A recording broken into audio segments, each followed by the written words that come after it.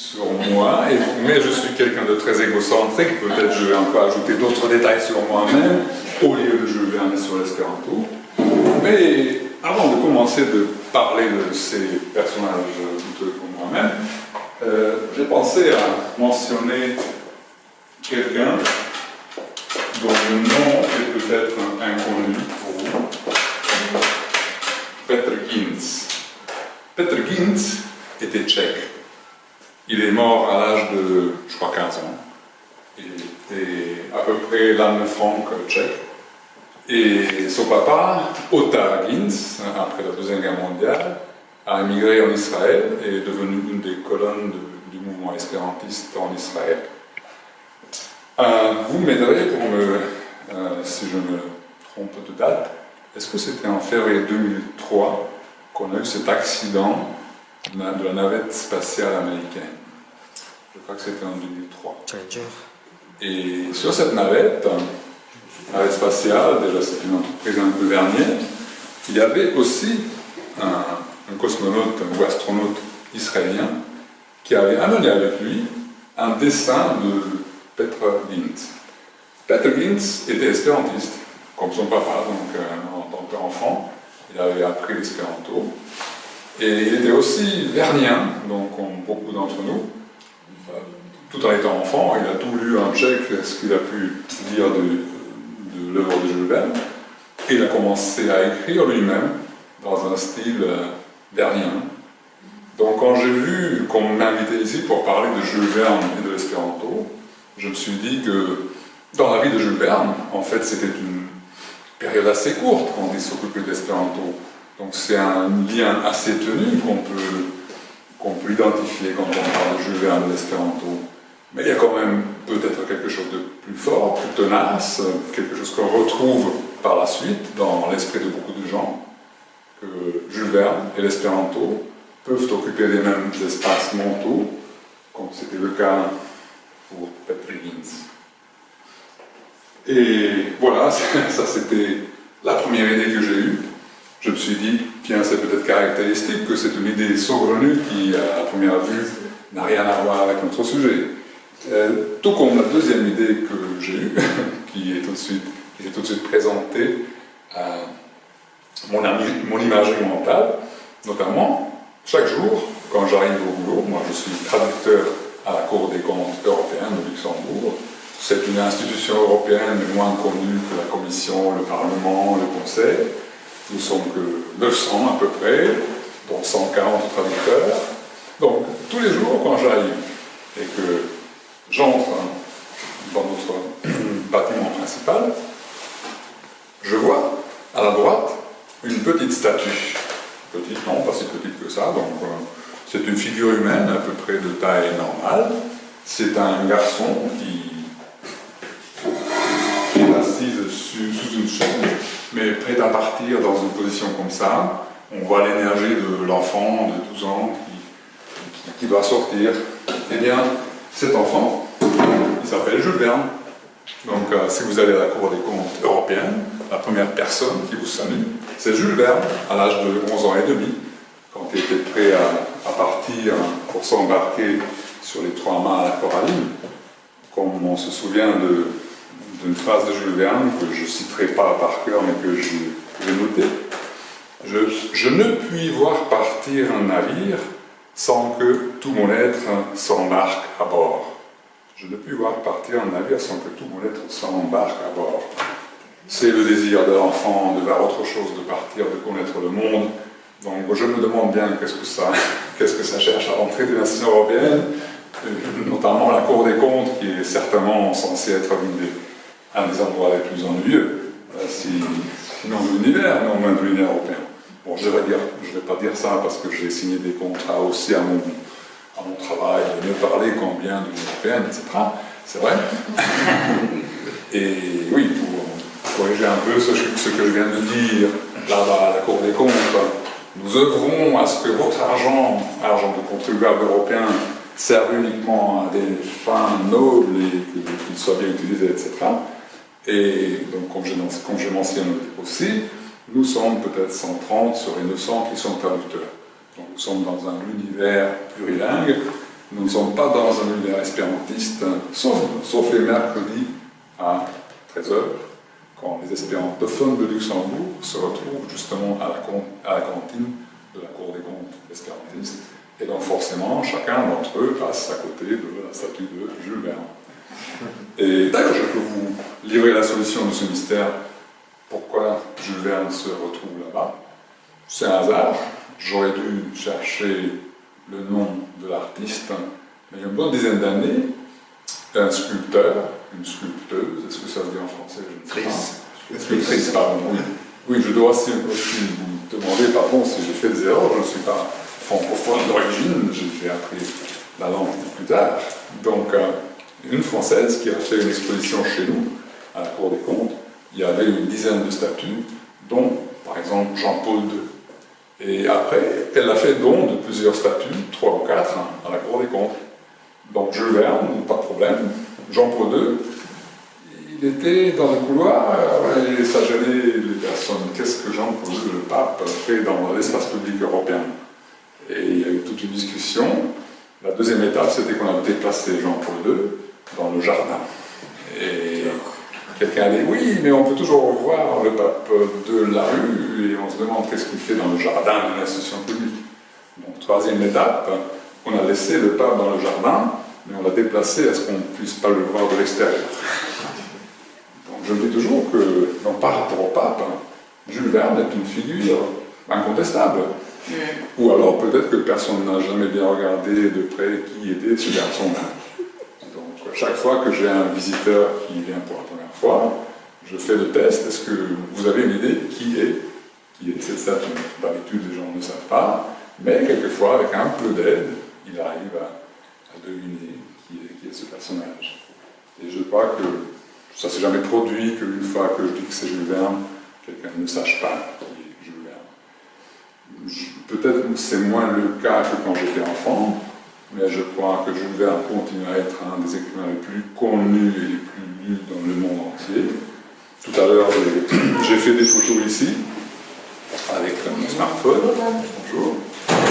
J'ai envoyé ces photos à une collègue qui, elle, travaille à la Cour de justice. Elle me répond que sa fille aînée est en train de lire Jules Verne et qu'elle lit tout ce qu'elle peut de Jules Verne. Donc je me dis, si une fille polonaise de 10 ans lit en 2020 Jules Verne, tout n'est pas perdu. Et comme nous avons vu à l'exposition, pour les Italiens, il s'agit encore de Giulio Verne, pour les Hongrois, il s'agit souvent de Verne et Gyula, et je ne sais pas ce qu'en font les Polonais, peut-être qu'il y a aussi une forme polonaise pour Jules Verne, mais il conserve sa popularité. Et il conserve cette popularité aussi bien parmi les espérantistes. Et donc c'est un peu bizarre qu'on n'ait pas plus de traduction en espéranto de ses œuvres. Mon explication, si c'en est une, c'est que Jules Verne a été traduit en tellement de langues qu'on n'a pas tellement besoin d'une traduction en espéranto. Tout le monde peut le lire en polonais, tchèque, danois, norvégien, hindou, etc. dans sa langue. Donc peut-être c'est quelqu'un dont on a moins besoin en espéranto que d'autres auteurs. Effectivement, quand on parle de littérature espérantiste, c'est parce que vous avez été assez gentil de m'introduire en tant qu'un spécialiste de littérature espérantiste. Souvent, on dit que une des raisons d'être de la littérature espérantiste, qui peuvent être originales, écrites en espéranto, mais aussi traduites, c'est justement d'être un facteur d'entraide intellectuelle, de faire connaître les autres cultures.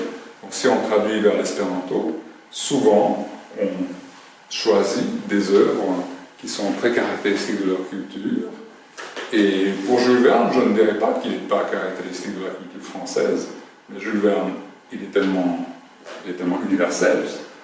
Si on pense au voyage extraordinaire qui se passe partout dans le monde, je crois que presque tout le monde perçoit Jules Verne comme un personnage universel, mondial. C'est pour ça qu'on l'adopte, qu'on lui donne des noms dans sa propre langue. Moi-même, je dois vous avouer, quand je vois Jules Verne, quand je lis un texte de Jules Verne en français, je me dis bizarre. Bizarre, c'est en français. Pour moi, Jules Verne devrait être en hongrois. Quand j'étais enfant, j'ai lu peut-être une quarantaine de romans de Jules Verne. tout ce qui existait en traduction hongroise. Et donc pour moi, Jules Verne doit être en hongrois.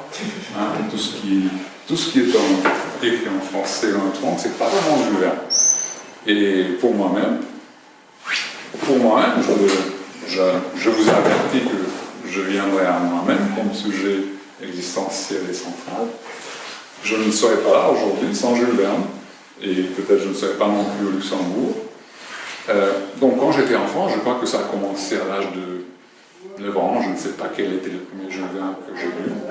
Malheureusement, je ne sais plus, mais je sais encore qu'une fois Jules Verne terminé, chaque fois j'allais à la bibliothèque de l'école pour en prendre un autre. Et mon problème, c'était que la bibliothèque de l'école s'ouvrait seulement 2-3 fois par semaine. Donc si j'ai terminé mardi et que ça s'ouvrait seulement mercredi, j'étais en manque. Et heureusement que notre prof, celle qui s'occupait de la bibliothèque, était aussi notre prof de littérature. Donc elle a compris le problème. Et quand elle me voyait dans le couloir, elle me demandait « Tu en es où? Tu as déjà terminé ?» Et je dis « Oui, presque. » Alors, tu peux venir avec moi choisir un autre maintenant. Et elle m'a ouvert la bibliothèque pour moi-même seulement. Donc pour moi, Jules Verne reste aussi le synonyme d'un accès exceptionnel, d'une priorité que pour moi. J'entre dans le sanctuaire de littérature grâce à Jules Verne, parce que notre prof compréhensive a bien compris que j'avais besoin de ça. Mais non, c'était seulement le début. Donc je commençais à lire Jules Verne, et même s'il était écrit en hongrois, comme ça se doit, c'était plein de noms bizarres qu'on n'arrivait pas à prononcer, même pas à lire. Donc j'ai compris qu'il existait une langue qui s'appelait langue française, et que contrairement au hongrois et contrairement à l'espéranto, il n'y a aucun rapport entre ce qu'on dit et ce qu'on écrit. On dit qu'est-ce que c'est, donc normalement si on dit qu'est-ce que c'est, ça devrait être normalement, non, on devrait dire qu'est-ce que c'est. Voilà, ça devrait être ça, non? Et alors j'ai commencé à apprendre plus tard le français et on m'a dit non, Il va y avoir un Z après le S dans ce cas-là. Comment? Il va y avoir un Z après oui, le S. Oui, mais je ne voulais pas faire. Je ne voulais pas être trop baptisé. Oui, effectivement, et on va mettre un Z aussi. Oui. Bon, vous connaissez, je ne veux pas risquer de faire des copies maintenant. Qu'est-ce que c'est? C'est écrit d'une façon complètement bizarre. Donc, Jules Verne, pour moi, c'était aussi la première fois où j'ai vu. Alors que l'espéranto, c'est tellement simple. Qu'est-ce que c'est? Oui, aussi. Donc j'ai compris, et heureusement que ces éditions hongroises étaient assez bien faites. Donc à la fin de chaque ouvrage, il y avait une liste des noms utilisés avec les prononciations approximatives en hongrois. Et même quelquefois, pas souvent, mais il y avait quelquefois un petit résumé de principes de prononciation française. Ça, c'était extraordinaire. Et donc souvent dans les notes aussi, on expliquait par exemple qu'une lieue nautique était, je ne sais pas combien de mètres, parce qu'aujourd'hui j'ai oublié. 4 km lieue. Lieue, oui. Lieue, c'est 4 km. 4 km. À l'époque, je savais encore, mais j'étais jeune et ma tête était plus utilisable qu'aujourd'hui. Donc ça ouvrait tout un univers, et après peut-être une dizaine de romans, je commençais à pouvoir deviner comment on prononçait ces noms-là. Donc j'ai eu ma petite première introduction à la langue française. Et bon, il y avait aussi d'autres impressions. À l'époque, je commençais à lire une BD allemande et je voulais comprendre ça aussi. Donc il y avait ces deux impressions. Mais donc c'est pour ça que j'ai commencé à apprendre les langues, parce que j'ai compris qu'il y avait certaines choses qui n'existaient pas en hongrois ou qui n'existaient pas de la même façon. Et voilà, et j'étais peut-être déjà un futur traducteur. Mais en fait, je le suis devenu plus tard, toujours grâce à Jules Verne.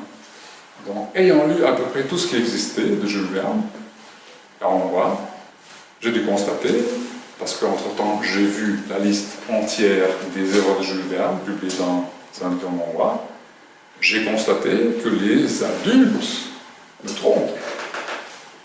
En hongrois, cette série s'appelait les œuvres complètes de Jules Verne, mais avec une quarantaine, une cinquantaine de romans. Et dans la liste, j'ai bien vu qu'il existe, je ne sais plus combien, Jules Verne, 80 à peu près. 62 romans. 62 romans, merci. Ah, donc quand même, si j'avais lu à l'époque 40, c'était déjà bien parti. Mais donc dans cette liste, j'ai vu qu'il y a des romans qui n'ont jamais été traduits en hongrois, et d'autres qui ont été traduits mais n'ont pas republiés après la Deuxième Guerre mondiale. Et quand j'ai vu qu'il y a des romans qui ne sont pas traduits. Donc d'abord, je me disais, quel peut être le but de ma vie?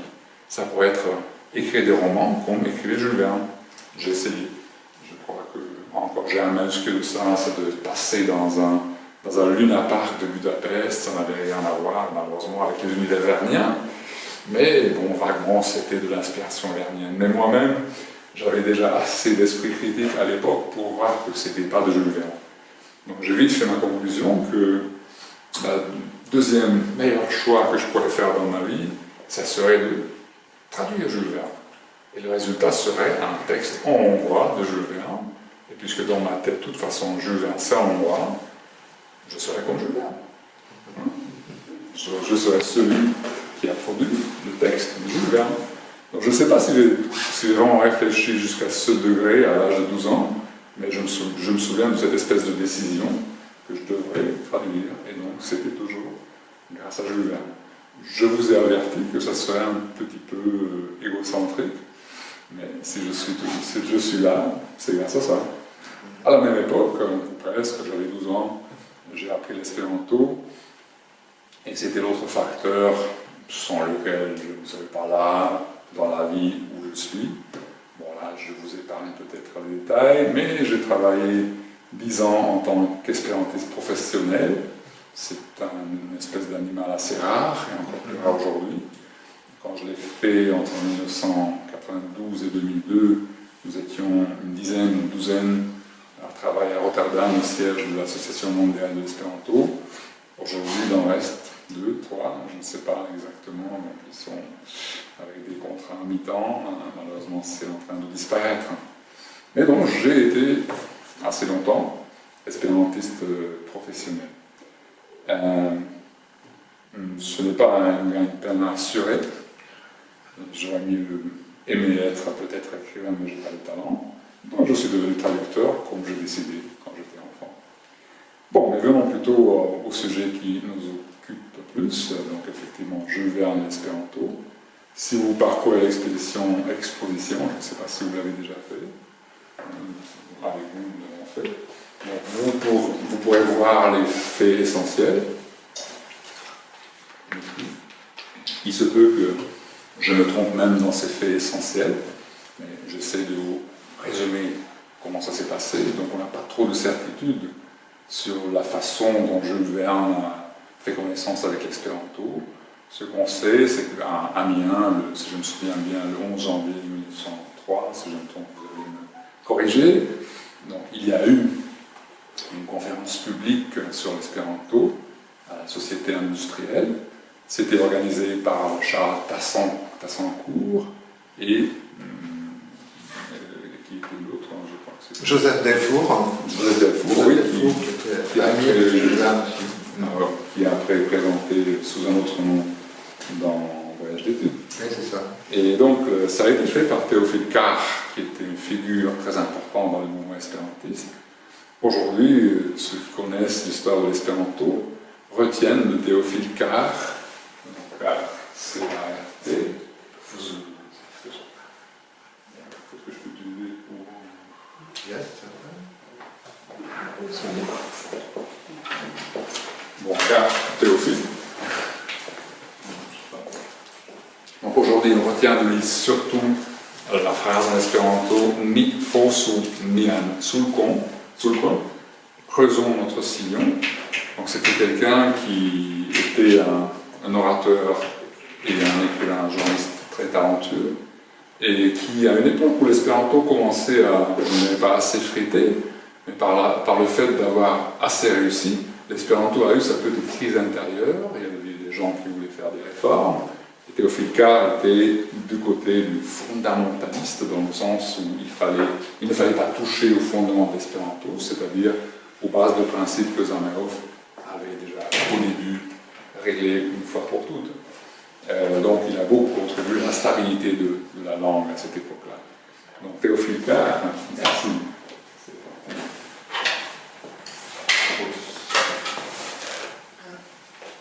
Donc nous ne savons pas si Jules Verne était présent personnellement ou pas. J'imagine que les Vernot pourraient faire des conclusions, par exemple, est-ce qu'il était encore en assez bonne santé, donc il se déplaçait quand même régulièrement à la Société industrielle pour lire. Je ne sais pas s'il avait pour habitude aussi de rester plus longtemps et d'écouter des conférences. Mais certainement, il savait que cette conférence avait lieu. Et plus tard, donc, il a aussi reçu la visite de Charles Tassencourt et de Joseph Belfour, qui lui ont demandé d'être président d'honneur de Club d'Amiens, ce qu'il a accepté. Et aujourd'hui, ça me paraît, à l'époque de l'Internet, ça me paraît quand même assez incroyable que déjà en février 1903, ça se passait en 1903, oui, et que bientôt Zamenhof savait déjà qu'on avait le soutien de Jules Verne. Donc Zamenhof, je ne vais pas vous faire le détail de l'histoire par rapport à Zamenhof, mais vous savez donc que c'était un ophtalmologue, oculiste juif polonais dans l'Empire russe, qui vivait essentiellement à la même époque que Zamenhof, né en 1859 et mort pendant la Première Guerre mondiale, en 1917 ou 16, je vous dis. Donc Zamenhof, qui était donc le leader du mouvement espérantiste, était un très bon administrateur aussi, il savait sur qui il pouvait compter, et à l'époque, on savait qu'en 1905, on aurait un congrès mondial à Boulogne-sur-Mer, et le projet de Zamenhof, c'était de faire une espèce de déclaration sur ce que c'est l'espéranto, et faire signer cette déclaration par des célébrités, par des people, comme on dit aujourd'hui. Donc dans ces projets, Jules Verne devait être un de ces personnages qui signerait cette déclaration. Bon, après, ça n'a pas eu lieu, mais en sortant, le fait que Jules Verne soutenait l'espéranto était connu dans le monde espérantiste, était souvent mentionné, donc c'était très bienvenu comme appui. Bon, il faut dire qu'à l'époque, l'espéranto n'avait pas, disons, le même statut qu'aujourd'hui. Aujourd'hui, si on dit espéranto, souvent les gens font un petit sourire et dans les meilleurs cas, ils mettent ça du côté des hobbies, des passe-temps qui ne sont pas nocifs, mais on pourrait passer son temps à autre chose. À l'époque, l'espéranto, bon, j'exagère un tout petit peu, mais ça avait une certaine dynamique comme aujourd'hui à Internet. Il fallait être dans le coup. Donc si on pense au fait que dans ce qui s'appelait à tout le monde Maria Libro Esperantista, donc annuaire mondial des espérantistes, qui se publiait tous les ans, faute d'Internet, il fallait bien avoir des listes d'adresses. Donc dans cette édition de 1904, on avait 302 adresses pour Amiens seulement, donc en principe des espérantistes. J'imagine que ces 302 personnes ne savaient pas tous l'espéranto, mais ils tenaient à y être, parce qu'il fallait être dans le coup, il fallait être comme les autres notables de l'Amiens.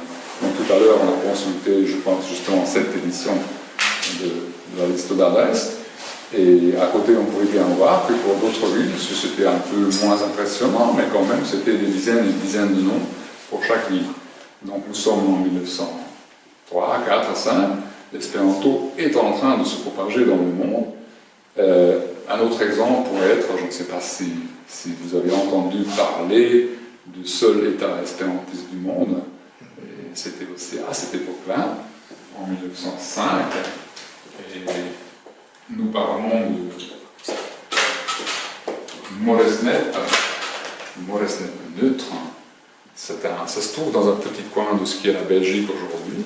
Donc si vous essayez de trouver où les Pays-Bas, l'Allemagne et la Belgique se rencontrent, et vous y allez aujourd'hui, vous arrivez à un petit endroit où il y a une petite tour, on peut y grimper pour voir les trois pays. Et aujourd'hui, ça s'appelle le Drielandpunt, donc le point des trois pays. Les trois bords en français. Les trois bords. Et à côté, il y a quand même un chemin, peut-être une rue, je ne sais pas si c'est pavé, mais ça s'appelle Vierlandenweg ou Straat, je ne sais plus. Donc le chemin ou la rue des quatre pays.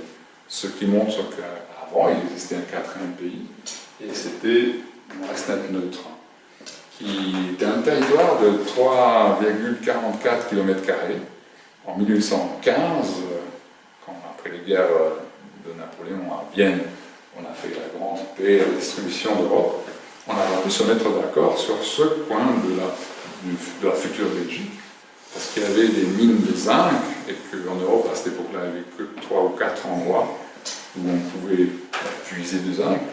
Et donc, comme c'est toujours le cas dans des cas problématiques comme ça, on a décidé à étudier la question. Une commission a été fondée pour proposer des solutions. Les membres de cette commission ont fait des mesurements, font des propositions, mais rien n'a été décidé. Et provisoirement, Moresnet neutre n'a pas été attribué à aucun pays. Donc en fait, jusqu'à la fin de la Première Guerre mondiale, il y avait un petit coin en Europe qui n'appartenait à personne. C'était un endroit bizarre où c'était toujours les lois de la France à l'époque de Napoléon qui étaient de mise, mais c'était quand même des tribunaux à côté allemands et plus tard belges qui devaient juger dans des cas litigieux. Mais dans la pratique, c'était la compagnie de zinc qui s'occupait du quotidien des gens, sauf que vers 1900, ça commençait à s'épuiser. Et d'autres propositions ont été faites. Comment faire maintenant pour vivre? Il y avait un petit millier d'habitants à cette époque-là. Une proposition, c'était de faire un casino. Et l'autre, c'était la proposition du docteur Molly, le docteur local, qui était espérantiste. Et c'était, faisons État espérantiste et développons le tourisme espérantiste. Donc c'était du tourisme spécialisé avant la lettre. On a décidé, on a fait un drapeau, on a fait un hymne, et on a tenu peut-être 1 ou 2 congrès espérantistes à Moresnet. Il paraît que entre 10 et 20% des habitants ont appris l'espéranto, au moins pour pouvoir parler avec les voyageurs qui arrivaient. Et voilà, donc c'est peut-être anecdotique, mais ça veut dire qu'en 1905, l'espéranto était dans l'air du temps. Ça pouvait apparaître comme une solution réaliste pour un mini-pays en crise. Donc aujourd'hui, n'imaginons pas ça. Le mini-pays d'où je viens, à Luxembourg, se pose quelquefois la question, qu'est-ce qu'on va faire? Maintenant c'est les banques, c'est l'Union européenne, c'est 2 choses qui sont déjà à la base de la moitié de l'économie luxembourgeoise. Mais si jamais ça marche moins parce que les règlements changent, ou si l'Union européenne est en crise, qu'est-ce qu'on fait? Donc au Luxembourg, ce n'est pas l'espéranto aujourd'hui qui est présenté comme solution, mais par exemple l'industrie spatiale. Vous ne savez pas, le Luxembourg s'est lancé dans l'industrie spatiale. Le Luxembourg a aussi des navires sur les mers du monde. Bon, ça c'est un autre cas. Donc je voulais seulement faire la comparaison. Je me demande, maintenant en 2020, quel serait le problème pratique où dans le monde où l'espéranto pourrait être proposé comme une solution, comme une issue à un problème bien concret. Bon, si je commençais par cette comparaison, je devrais quand même dire que à l'époque, les gens, à l'époque 1900-1905, les gens apprenaient l'espéranto surtout parce qu'ils voyaient quelque chose de pratique. À l'époque, on apprenait, qu'est-ce qu'on apprenait à l'école? Souvent, on n'apprenait pas de langue étrangère, ou alors si on faisait des études plus poussées, c'était le latin, le grec, c'était qu'une certaine élite qui connaissait d'autres langues. Donc subitement, l'idée de proposer une langue qui est facile d'accès, c'était vraiment révolutionnaire. Par rapport à ça, aujourd'hui, soyons honnêtes, l'anglais fonctionne assez bien, et l'anglais est relativement facile à apprendre. Non pas parce que c'est une langue facile, mais parce qu'elle est partout. Donc à l'époque, on n'avait pas ces facilités techniques, on n'était pas entouré d'autres langues. Donc la simplicité d'une langue était un argument beaucoup plus important qu'aujourd'hui. Aujourd'hui, quand on nous parle de cette comparaison anglais-espéranto, moi je dis personnellement que l'espéranto a toujours gardé cet avantage d'être beaucoup plus simple, beaucoup plus logique, beaucoup plus facile à apprendre, mais quelquefois, on ne peut pas lutter, est-ce qu'on veut lutter contre le fait qu'on entend partout l'anglais, enfin ça dépend du pays bien sûr, mais par exemple mes fils, bien sûr, ils ont appris l'anglais à l'école, mais c'est surtout des jeux d'ordinateur, de leur communication sur sur les réseaux sociaux, que ceux qui savent de l'anglais, leur français comme l'espagnol, le portugais, les gens l'apprennent souvent. Ils les apprennent souvent parce qu'ils sont présents, parce qu'ils sont faciles d'accès. Donc j'essaie de faire cette comparaison peut-être un peu maladroite, d'avoir une confrontation de ce que pouvait être l'espéranto en tant que proposition intellectuelle en 1905 et aujourd'hui. Donc maintenant, sur ce que pensait Jules Verne de l'espéranto, qu'est-ce qu'il lui a trouvé, on peut faire des suppositions. On a peu de documentation sur tout ça. Donc tout ce que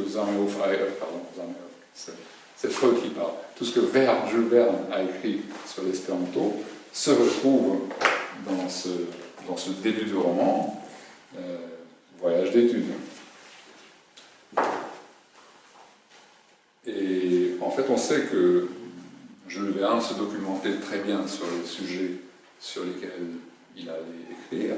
On sait que quelquefois, tout simplement, il a recopié des phrases entières de sa documentation, ce qui fait que souvent, quand on parle de Jules Verne, il y a beaucoup de lecteurs qui disent « Ah oui, j'adore, mais quand même, il y a des passages que je saute parce que je ne m'intéresse pas à 2 pages de description de plantes et d'animaux et d'histoire. » C'est un peu le cas aussi de Voyage d'études. Donc, c'est seulement 4 chapitres et demi qui ont été écrits, mais il y a tout un chapitre, est-ce que c'est le 2e ou le 3e, je ne sais plus, qui est tout simplement un résumé de toutes les expéditions qui ont déjà été faites au Congo, où se passe l'action de Voyage d'études.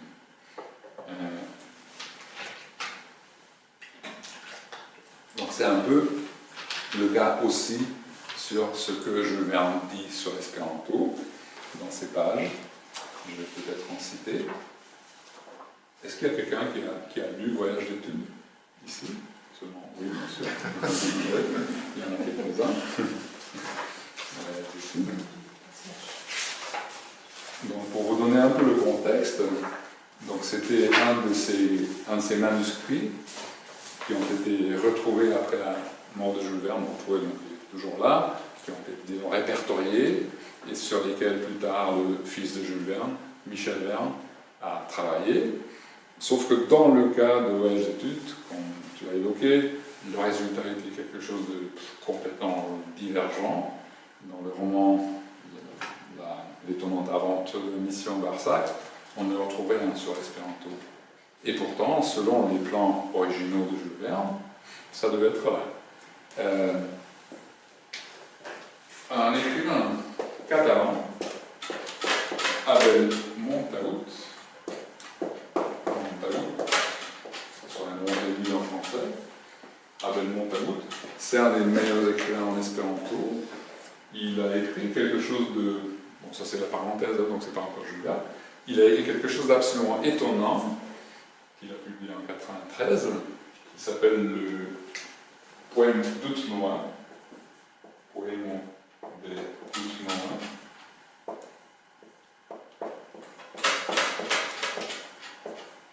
Outnois, c'est Noé.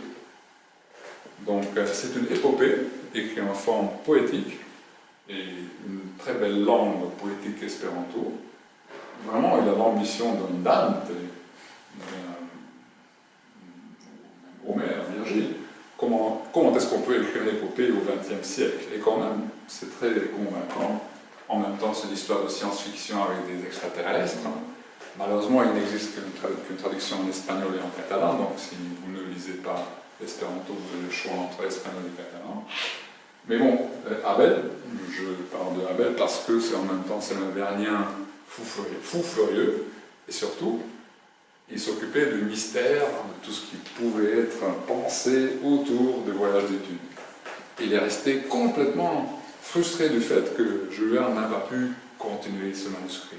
Et aussi de ce que Abel a compris comme une vraie trahison de la part de Michel, qu'est cette réécriture de ce manuscrit en tant que l'étonnante aventure de Mission Barsac.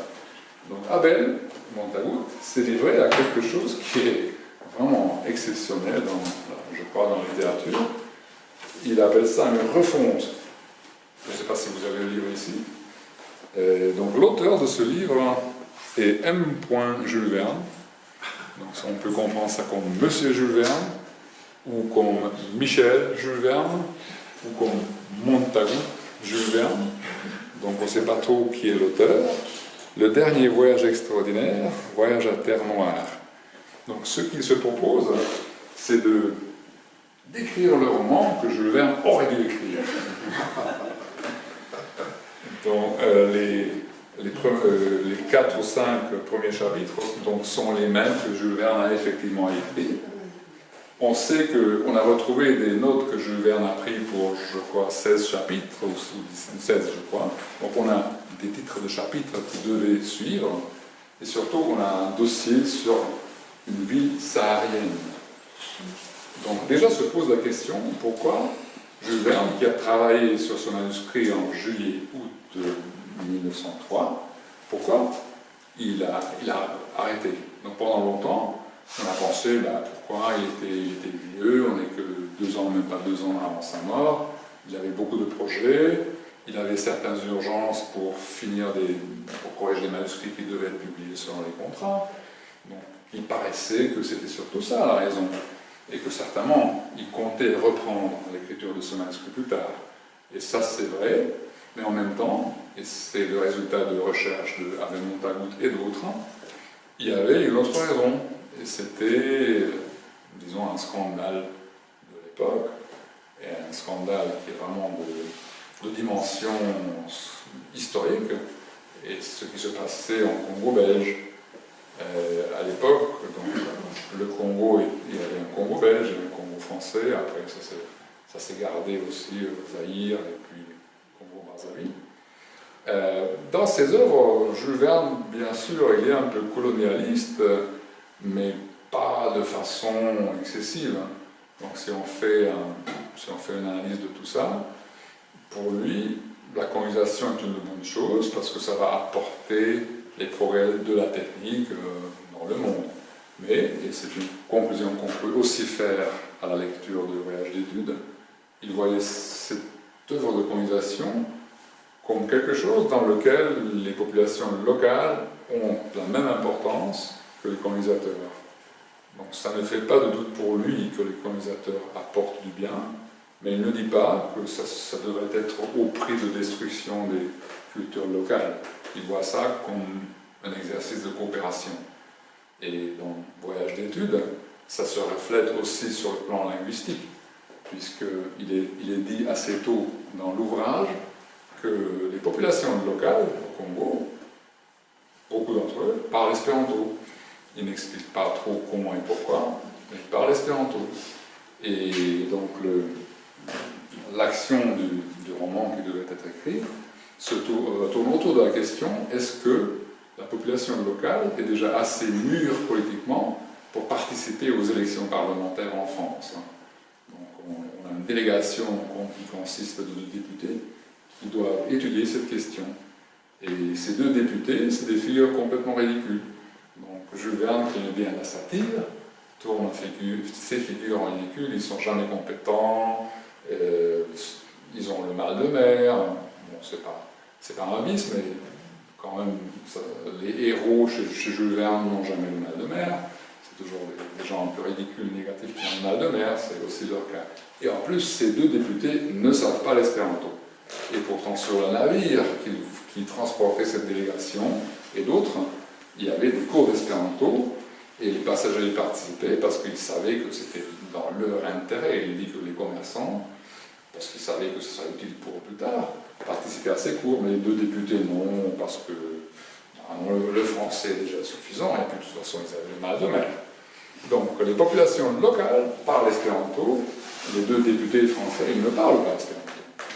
Après, on assiste à un banquet où il y a beaucoup d'invités locaux, donc des chefs de tribus africains, et tout se passe dans une ambiance d'égalité, et il est dit que le chef, je crois Kazembi, ou je ne sais pas quel est son nom, parle espéranto et une ou plusieurs langues locales, mais les 2 députés français ne parlent pas une autre langue que le français, donc il faut qu'on interprète.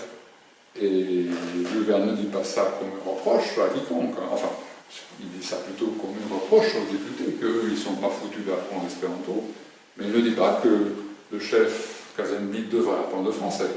Donc ça, c'est quand même assez exceptionnel pour l'époque, et je suis même un peu étonné qu'un écrivain français, pour qui le français était vraiment son outil quotidien, tout à l'heure nous avons vu des fiches qui m'ont vraiment surpris, qui se faisaient des listes de mots pour être sûr de leur sens en français.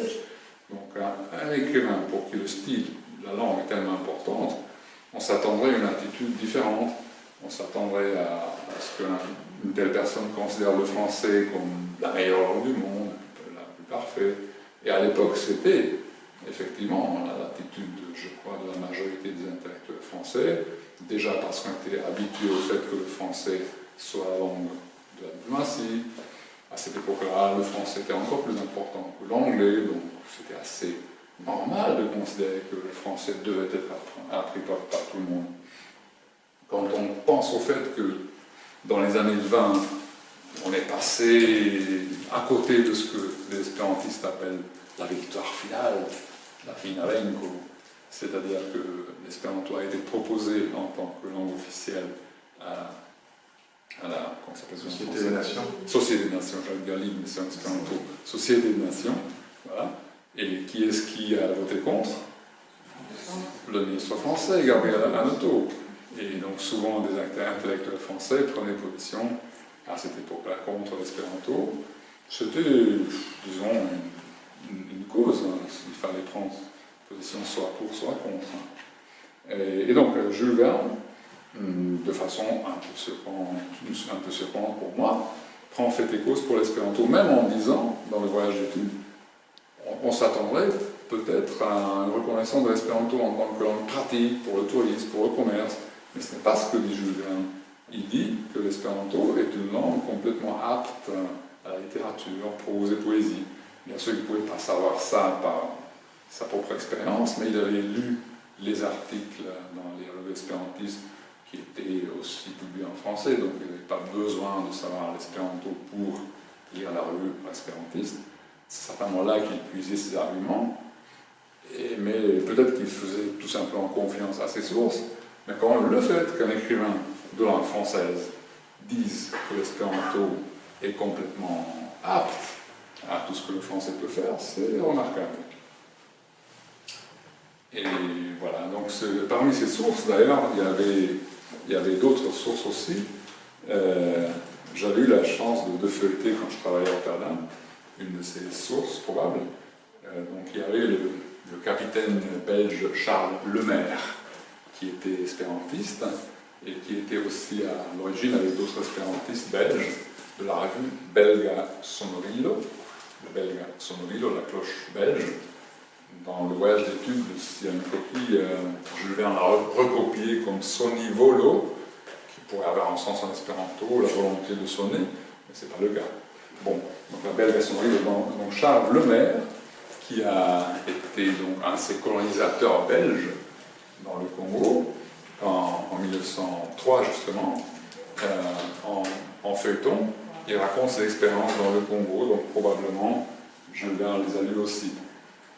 Et donc sur Charles Lemaire,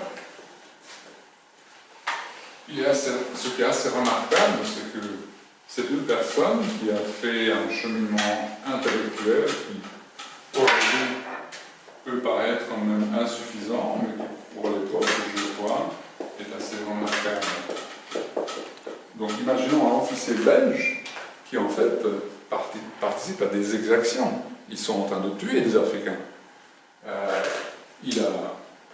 Charles Lemaire, avant de devenir espérantiste, il a aussi écrit des rapports, bien sûr officiels, de ce qu'il faisait avec son unité à Congo.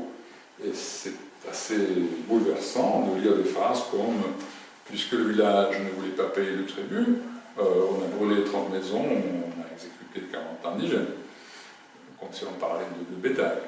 Et donc cette personne devient espérantiste, et plus tard, en 1907, donc là, Jules Verne n'a pas déjà pu lire, il publie un livre, toujours sur ses expériences, mais c'est déjà, en partie, mais c'est déjà différent comme tonalité. Donc il parle plutôt sur le même ton que Julien tout à l'heure, donc toujours en disant que la colonisation est une bonne chose, mais qu'il faut faire ça à égalité avec ceux qu'on colonise. Bon, ça, j'imagine que ça n'excuse pas sur ce qu'il avait fait avant. Et en fait, quand on lit une des monographies les plus connues sur ce que la Belgique a fait au Congo, c'est un livre américain de Hochschild de 98, dont je viens d'oublier le titre maintenant, mais on trouve le nom de Charles Lemaire comme un génocidaire, si on ne savait que ça, et après on trouve qu'il s'agit aussi d'un espérantiste. On est un peu surpris, hein. C'est un peu comme si on disait que tel ou tel était nazi et espérantiste. D'ailleurs, ça existait aussi. Donc Charles Lemaire devait aussi être à l'origine une des sources de Jules Verne.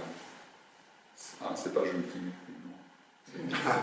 C'est mon fils. Malheureusement, c'est pas Jules Verne qui a inventé le voyage dans le temps. Hein. C'était que oui, sur les sources de Jules Verne, donc on sait où on peut se trouver aussi. Il a certainement lu dans la rue l'espérantiste ce que de Beaufront, Louis de Beaufront, a publié sur l'histoire de l'espéranto. Donc nous ne sommes qu'en 1903. Donc l'espéranto a seulement une histoire de 16 ans, hein. C'est un peu prétentieux d'écrire déjà l'histoire du mot espérantiste. Mais c'est ce que Louis de Beaufront a fait. Louis de Beaufront. Si j'écris son nom, c'est aussi pour ceux qui ne sont pas espérantistes parmi vous. C'est déjà une petite introduction même à la langue espérantiste, comme dirait Jules Verne, il écrit toujours le langage espérantiste, la langue espérantiste. Aujourd'hui, on dirait tout simplement la langue espéranto. Espérantiste, c'est celui qui adhère aux idées. Donc Beaufront était quelqu'un dont le nom est devenu synonyme de trahison. Et en espéranto, vous pouvez traiter de quelqu'un de Beaufront, ça serait une offense assez forte, puisque après, c'est lui, qui en 1908, a présenté le projet de l'IDO, donc une version réformée de l'espéranto. Et tout ça a été fait dans des circonstances assez bizarres, où on a un peu leurré le docteur Zamenhof. Malheureusement, on n'a jamais écrit de roman en espéranto sur la crise d'Ido et sur ces drames qui tournaient autour de l'introduction de l'Ido. Bizarrement, c'est un écrivain américain qui a fait ça en anglais. Mais bon, ça c'est notre histoire. Donc, de Beaufront aussi. Donc, si vous me permettez, parce que, comme d'habitude, je n'ai pas trop de structure dans ce que je dis.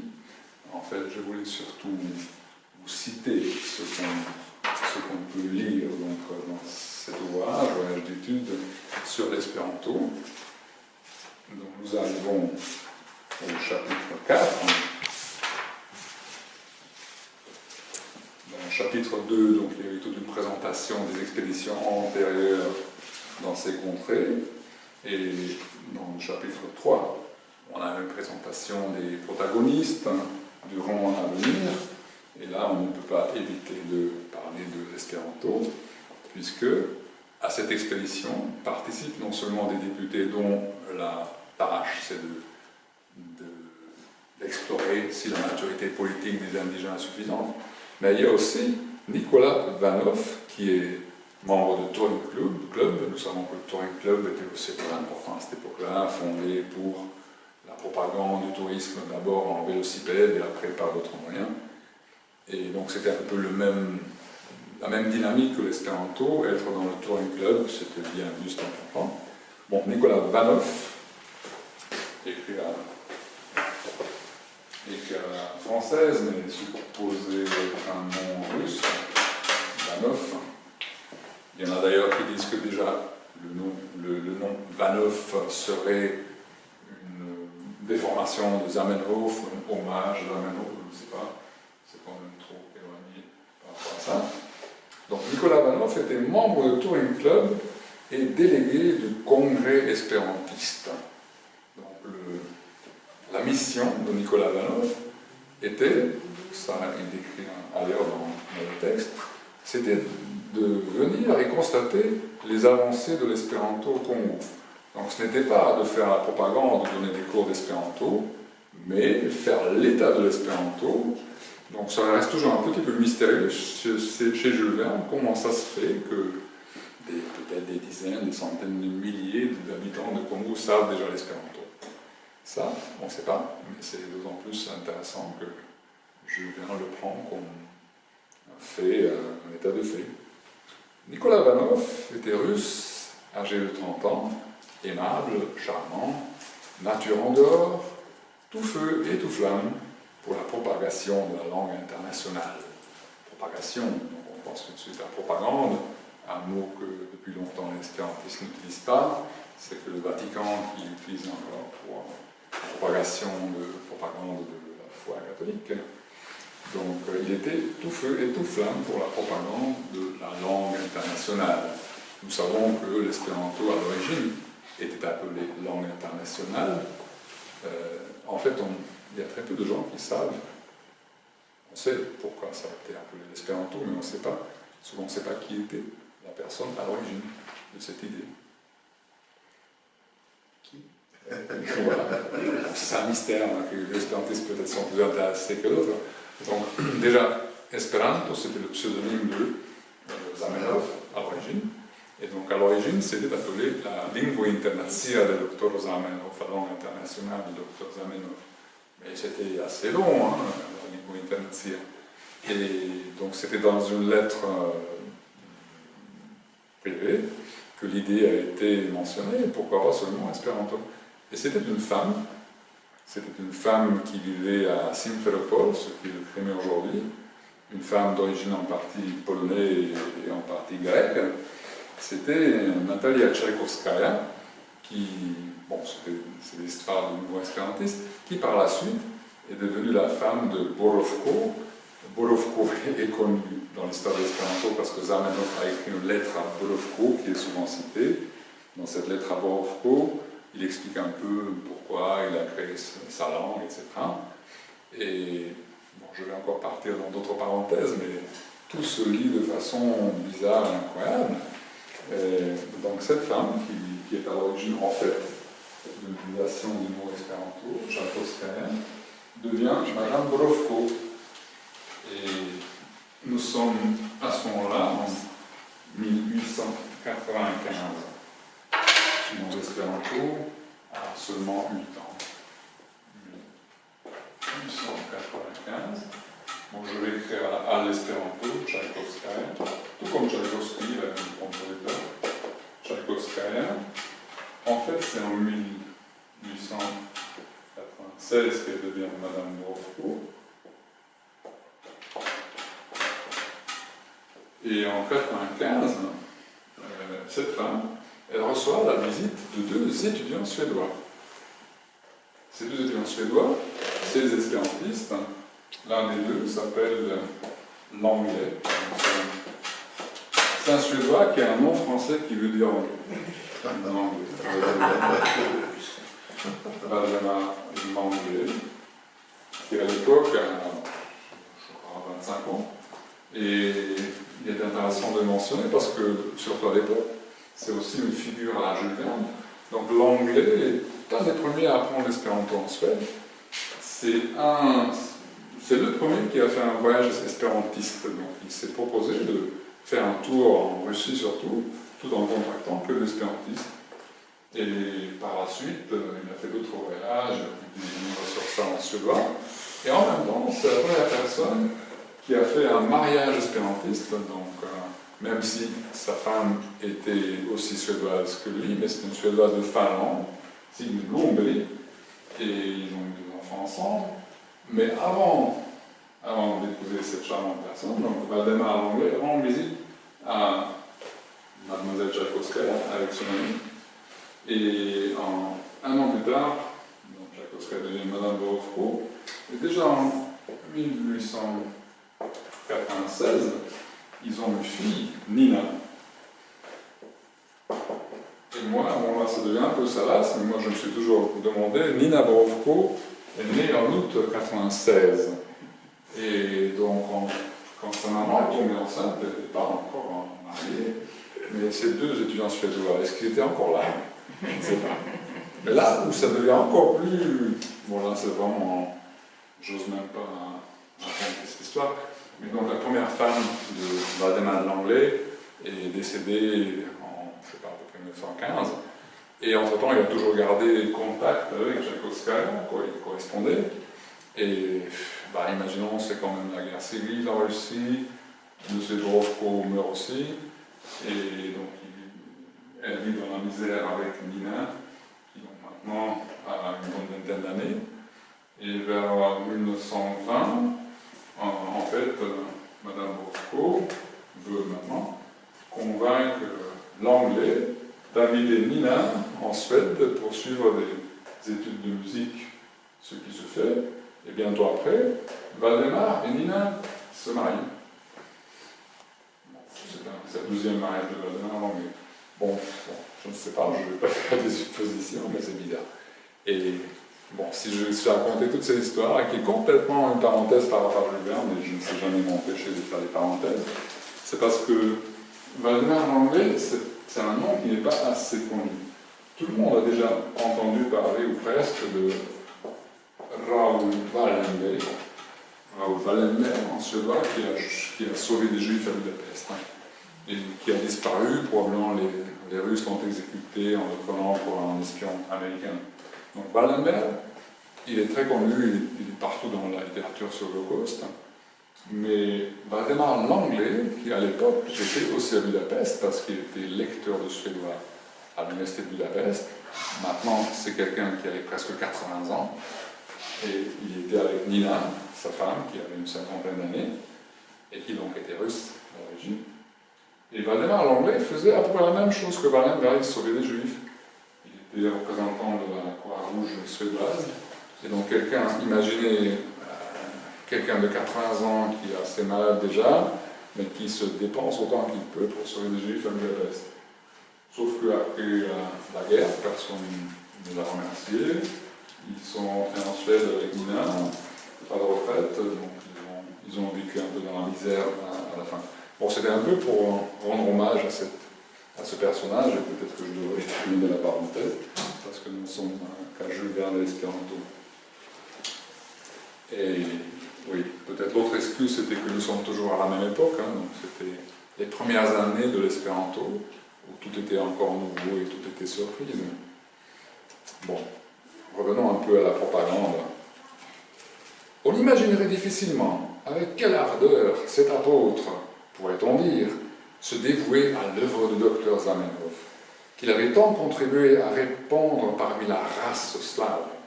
À l'époque, la race s'utilisait encore, la race slave.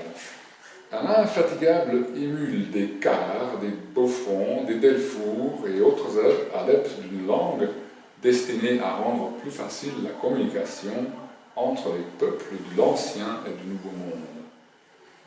Donc, Jules Verne comprend bien la fonctionnalité de l'espéranto, rendre facile les communications.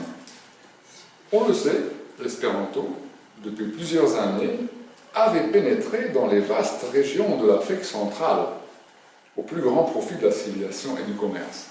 Donc, on ne sait pas trop comment, mais ça n'est pas pour Jules Verne.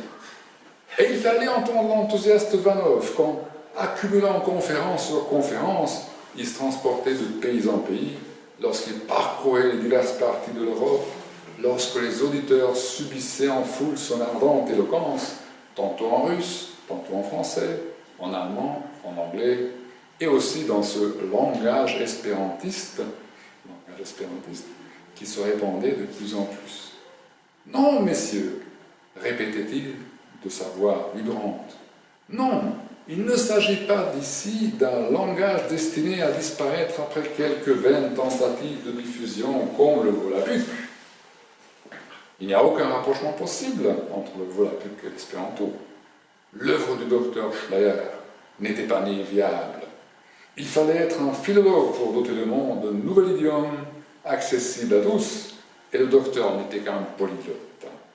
Seul son caprice le guidait pour la transformation des radicaux les plus connus, et en ce qui concerne les désinences, il s'occupa si légèrement de les modifier que les uns et les autres, illogiquement enchaînés, ne tardèrent pas à devenir méconnaissables. Aujourd'hui, on se demande, mais qu'est-ce que c'est que ce charabia sur l'espéranto?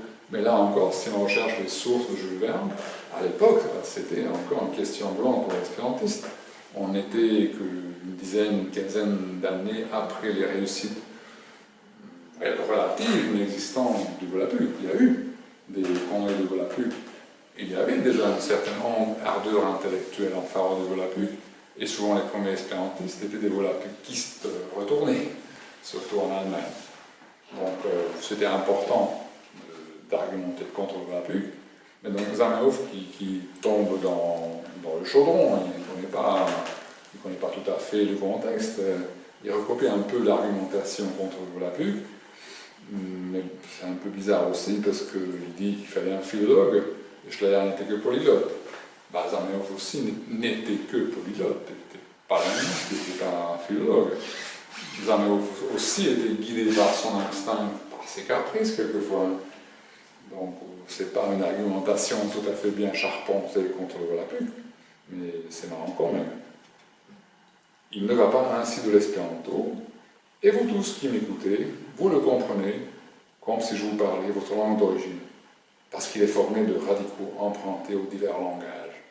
Donc je viens donner l'impression comme si l'espéranto devait être compréhensible tout de suite, parce que comme s'il y avait une représentation de toutes les langues dans l'espéranto, comme si par ce fait-là, on pouvait comprendre l'espéranto.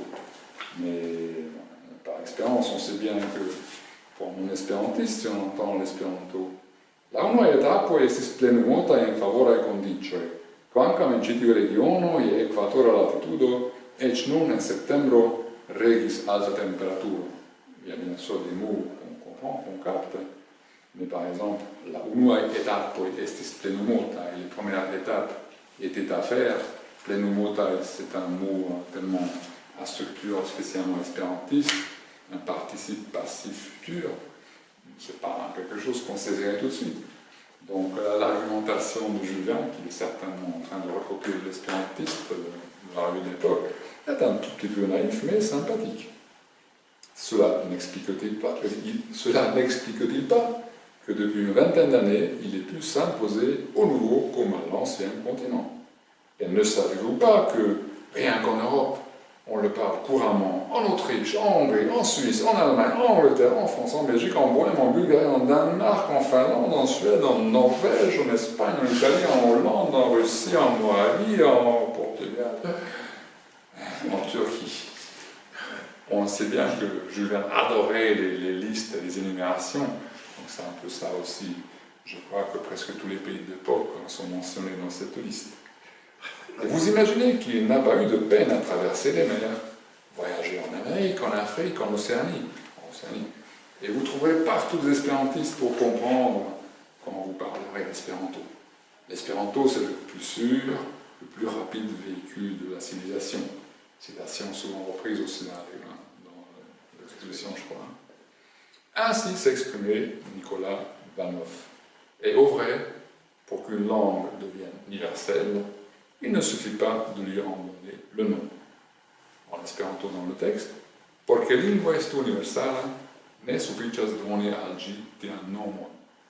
C'était la phrase qu'on pouvait lire sur la première page, sur le frontispice de la première brochure de Zamenhof. C'était en russe. Чтобы язык был всемирным, недостаточно назвать его таковым. Pour qu'une langue soit universelle, il ne suffit pas de l'appeler ainsi. C'est une phrase qui se situait aussi dans cette lutte contre le Volapük.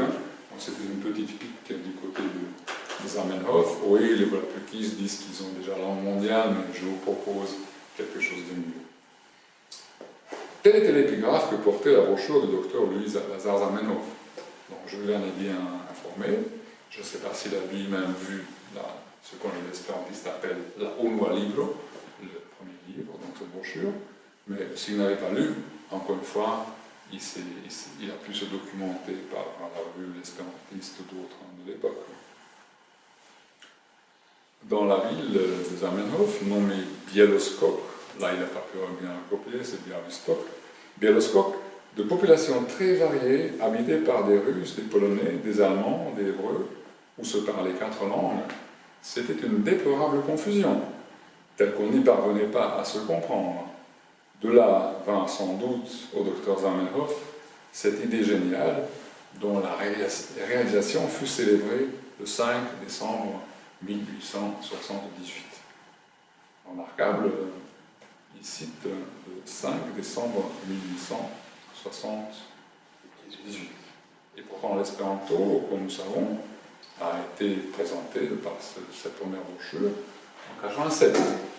Donc s'il parle de 78, ce n'est pas une coquille, c'est qu'une fois encore, il a bien lu sa documentation, parce que justement dans cette lettre à Borovko que j'ai mentionnée, et dont une traduction a été publiée dans l'espérantiste, Zamenhof lui-même raconte un peu son histoire personnelle, comment il a élaboré l'espéranto, et donc il raconte que la première version, qu'il appelait Lingua Universale, il l'avait déjà élaborée quand il était lycéen, et il a fait une petite fête avec des amis qui avaient eux-mêmes appris les fondements de cette première version d'espéranto, et que cette fête a eu lieu le 5 décembre 1878. Par contre, ce qu'il dit par rapport au Białystok habité par des Russes, des Polonais, etc., c'est en partie vrai, mais ça fait quand même partie de la mythologie habituelle d'espéranto. À l'époque, Białystok était une ville majoritairement juive, jusqu'à exactement 60% peut-être, et bien sûr, c'était des juifs plurilingues, mais par exemple des Lituaniens, en fait, il y avait une mention pas lituanienne, il y avait des Lituaniens qui habitaient les villages à côté, qui venaient au marché, bien sûr qu'il y avait des Polonais, bien sûr que c'était dans l'Empire russe, mais bon, il existait un conflit linguistique, mais en fait, ce n'est pas cela qui a vraiment motivé Zamenhof à s'occuper de l'espéranto. C'était à l'origine une idée complètement différente, qu'il devait un peu cacher à cette époque-là. En fait, il était parti de la grande question, quelle devrait être la langue commune des Juifs? Puisqu'à l'époque, l'intelligentsia juive, dans l'Empire russe, en Allemagne, n'était pas d'accord dans ses pratiques ou même dans ses idées, ce qu'il faudrait faire linguistiquement. Les Juifs allemands, d'habitude, écrivaient en allemand, les Juifs dans l'Empire russe écrivaient soit en russe, soit en polonais, dépendant où on se trouvait, et le hébreu n'était pas encore ressuscité. Ben Yehuda, qui devait devenir celui qui a donné une nouvelle vie à la langue hébreu, est né pratiquement la même année dans la même région que Zamenhof, mais lui, il s'est occupé d'une autre langue. Et ça, c'est quelque chose qu'on peut aussi mentionner en disant, bon, vous me dites que l'espéranto est artificiel, mais à cette époque-là, l'idée que le hébreu pouvait être ressuscité paraissait encore moins acceptable que faire vivre une langue artificielle.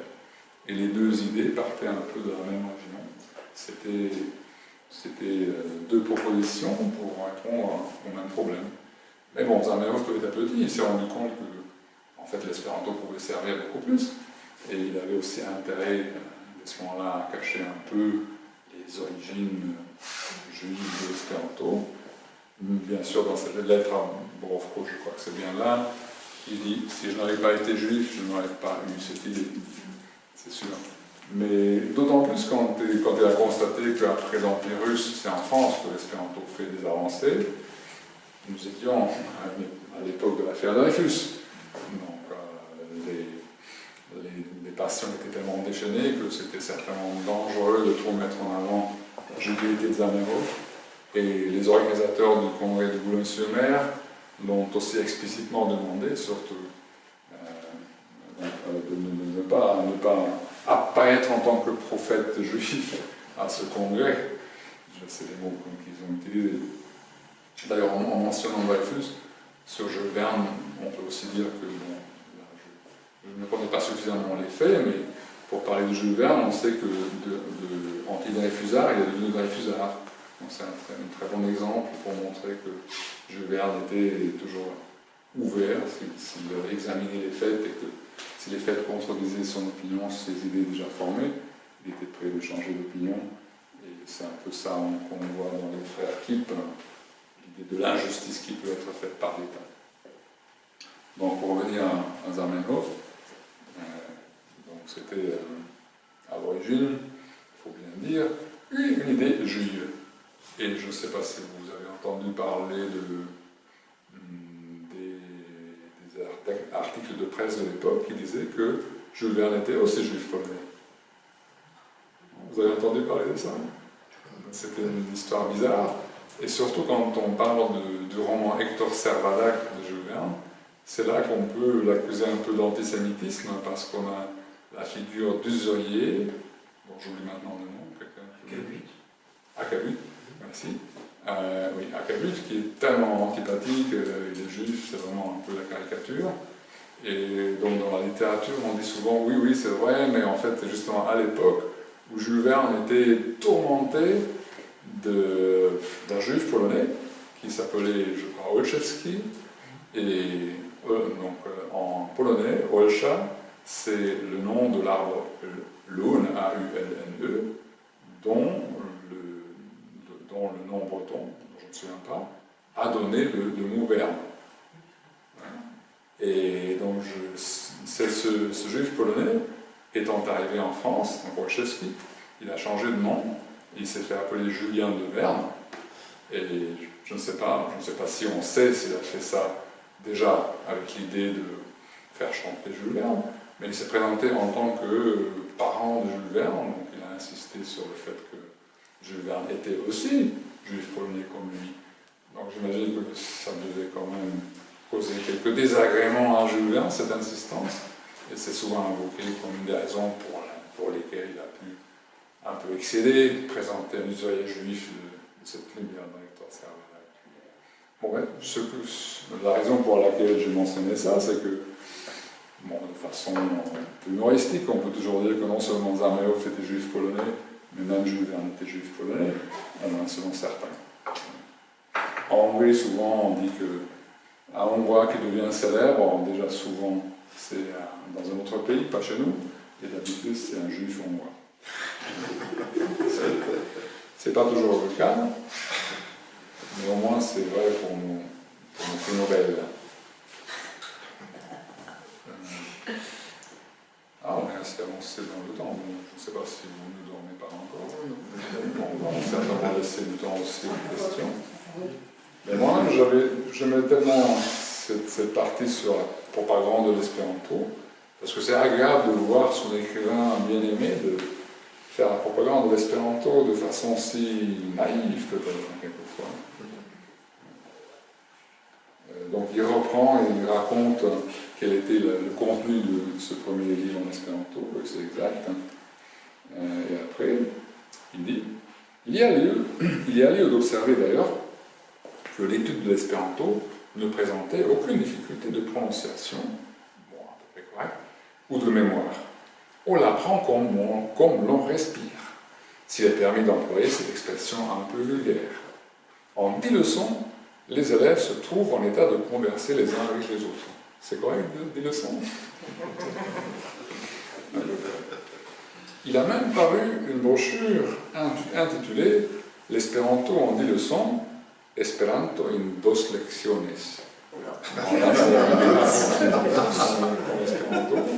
Mais bon, on sait qu'il allait se corriger par après. Aussi, il ne doit pas s'étonner si, à l'époque actuelle, le nombre de ses adhérents dans le monde entier dépasse 100 000. Là, je crois que nous pouvons toujours dire la même chose. C'est juste. Et il est juste de ne point oublier que c'est à l'association du Touring Club de France, à ses encouragements continus, à ses publications nombreuses, à son concours acquis sous toutes les formes, que la nouvelle langue internationale a pris un essor aussi rapide que merveilleux. Il y a d'abord lieu d'observer que l'espéranto est un idiome simple, flexible, harmonieux, se prêtant également à l'élégance de la prose et à l'harmonie du vers. C'est cette phrase que j'ai essayé de citer tout à l'heure, une reconnaissance d'un écrivain pour notre langue en tant que langue de littérature. Il est capable d'exprimer toutes les pensées et même les sentiments les plus exquis de l'âme. Ce qui me rappelle de ce que Umberto Eco a dit un jour. Donc, Umberto Eco, l'intellectuel italien, s'est occupé de l'espéranto et en général des langues philosophiques et artificielles, dans une série de conférences qu'il a données au Collège de France en 92. Et après, il a publié un livre qui s'appelait La ricerca della lingua perfetta, la recherche de la langue parfaite. Et donc, dans un interview qu'il a donné à l'occasion de ce livre, il a raconté de sa façon anecdotique et très intéressante que donc, quand il a donné ce cours au Collège de France, il disait que oui, l'espéranto, bien sûr, était adapté à toutes sortes d'expressions, mais que lui, il n'imaginait pas que les gens fassent l'amour en espéranto. Et il raconte qu'à la fin de cette conférence qu'il donne au Collège de France, il reçoit un petit billet d'une étudiante qui dit « Moi, je fais l'amour en espéranto ». Et donc, Umberto Eco a ajouté « Je ne savais pas s'il s'agissait d'une proposition ». Mais donc, Umberto Eco a dit il a été convaincu par cette expérience, à part d'autres, qu'en fait, l'espéranto pouvait tout exprimer, on pouvait même faire l'amour en espéranto. D'ailleurs, moi, personnellement, j'étais complètement convaincu de cela en avril 92, je crois, quand avec ma future femme, nous sommes allés à Amsterdam et en voiture. Nous sommes allés au cinéma et en revenant à la voiture, nous avons trouvé que le vitre était cassé. Et ma future femme s'est mise à pester en espéranto. Je me suis dit, si même dans une situation émotionnelle comme ça, où moi j'aurais certainement parlé en hongrois, elle parle espéranto, c'est que l'espéranto est tellement enraciné déjà chez elle, et que de l'autre côté, l'espéranto peut tout exprimer. Donc j'étais complètement rassuré sur mon futur mariage. Il est capable d'exprimer toutes les pensées et même les sentiments les plus exquis de l'âme. En outre, par ces éléments, il est la langue internationale par excellence. L'idée maîtresse qui a présidé à sa formation, c'est le choix des racines en proportion de leur internationalité, c'est-à-dire élus au suffrage universel. Donc là, il part un peu dans des élucubrations qui ne tiennent pas tout à fait la route, hein. C'est pas statistiquement qu'on aurait choisi les racines de l'espéranto. C'est plutôt des langues, des racines latines avec un peu de racines germaniques et slaves, et pas tellement d'autres choses. Mais bon, c'est pas mal quand même, qu'on ne pas grande. Quant à la prononciation, pour la rendre plus accessible à la masse, le docteur Zamenhof a eu soin de combiner le phonétisme avec le graphisme dans les choix des éléments internationaux. Donc là, il n'explique pas trop de quoi il parle, mais je crois qu'il fait allusion au fait que quelquefois, comme par exemple dans le mot chevallo, effectivement, Zamenhof a opéré, disons, un compromis entre plusieurs langues. Chevallo, ça ressemble au cheval, mais ça s'écrit quand même autrement qu'en français. Pardon? Non, pas. Okay. Ouais. Et puis on voit aussi le rapport avec d'autres langues, cavallo en italien. Donc surtout avec cavallo, on voit le rapport. Donc il y a une combinaison de phonétisme et de graphisme. Tout ce que l'on pourrait objecter, c'est que les Suédois et les Russes ont des langues plus éloignées de l'espéranto, au point de vue de la prononciation, que les autres peuples d'Europe. Ils ont donc à faire un effort plus considérable que les Latins ou les Saxons à cet égard. Et cependant, l'espéranto est d'une telle utilité pratique que la Russie tient le premier rang pour le nombre de ses adhérents et le second rang appartient à la Suède. Effectivement, c'était pas fou à l'époque, donc la Suède, pour nous encore, la Russie, c'était les deux premiers pays à avoir pas mal d'espérantistes. Mais c'est marrant cette argumentation que les Suédois et les Russes sont plus éloignés. C'est vrai que la prononciation de la langue russe, c'est assez éloigné de d'autres. C'est vrai que les Suédois ont une langue un peu chantante, oui, mais pourquoi pas parler de hongrois, par exemple, qui est un peu plus éloigné du finlandais. Et ce qui est aussi marrant, c'est qu'aujourd'hui, on ferait le même genre d'argument par rapport aux Asiatiques, en disant que l'espéranto ne considère pas les Chinois, les Japonais, et que par ce fait-là, eux, ils ont une difficulté à apprendre l'espéranto. C'est probablement, est-ce qu'on dit l'européocentrisme? Non, on dit pas ça en français. L'européocentrisme. Bon, l'européocentrisme. Oui, l'européocentrisme, oui. L'eurocentrisme de l'époque. Bon, même si Une page plus tôt, il a dit qu'en Afrique, en Océanie, partout on trouvait des espérantistes, mais quand même, on se centre sur l'Europe en tant que lieu pour le mouvement espérantiste. Tels étaient donc les résultats actuellement obtenus par les passionnés propagandistes de l'espéranto. Et il faut revenir aux sérieux progrès qu'ils avaient faits dans l'Afrique centrale. En sa qualité de délégué du Touring Club, Nicolas Vanoff allait les déterminer d'abord dans cette importante colonie du Congo français, en attendant d'étendre son étude au Congo indépendant, sous l'inspiration de la Belga Sonivolo, la gazette espérantiste de la Belgique. Donc Nicolas Vanoff est arrivé pour déterminer les progrès, non pas pour y contribuer, non pas pour donner des cours, mais pour déterminer les progrès de l'espéranto. Bon, je crois que quand même, il faudrait peut-être vous arrêter là, hein, parce que je ne pensais pas que j'allais bavarder 4 heures ou 3 minutes. Ça me paraît exagéré, peut-être que vous avez quelque chose à dire aussi. Donc, je m'arrête pour le moment. Et, ah oui, donc quand même, si j'ai mis des livres là, c'est pour en parler un tout petit peu. Donc ça, il n'y a pas d'élément de traduction en espéranto, comme je dis, mais le rayon vert existe en espéranto, la verda radio, donc c'est pas radio, mais rayon vert, est publié en 1995. Et il y a aussi, malheureusement je ne l'ai pas maintenant ici, en 80 jours autour du monde, en espéranto ça existe. Donc il y a ma traduction de Voyage d'études qui a été publiée en tant que numéro spécial de France Esperantisto. Et seulement de façon anecdotique, donc je t'ai dit que j'allais en parler. Donc ma traduction a été republiée de façon complètement piratée, si ça se dit en français, en Italie. Donc il existe le parti radical en Italie, et il a une branche espérantiste, Esperanto Radicale Association. Et donc un jour, le responsable, un certain Giorgio Pagano, je sais même quel jour, il a téléphoné au siège de l'association mondiale à Rotterdam pour acheter un exemplaire de ma traduction. Et 2 ans plus tard, il sort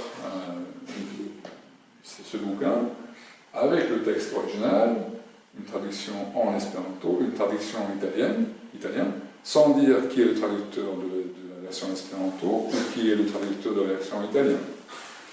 Et quand je découvre ça, je l'ai écrit en me demandant mais vous avez pris ma traduction sans me demander. Si vous aviez demandé, j'aurais donné. Et il me répond en me menaçant d'un procès, parce qu'il aurait acheté les droits de publication aux éditions Cherche Midi, ce qui était probablement le cas. L'édition Cherche Midi ne s'occupait pas de la question qu'une fois déjà ils ont vendu le droit, mais 5 ans plus tôt, à l'Association française d'Espéranto. Et bon, après, j'ai compris ce qui s'est passé. Je vous raconte ça comme une pratique à ne pas suivre.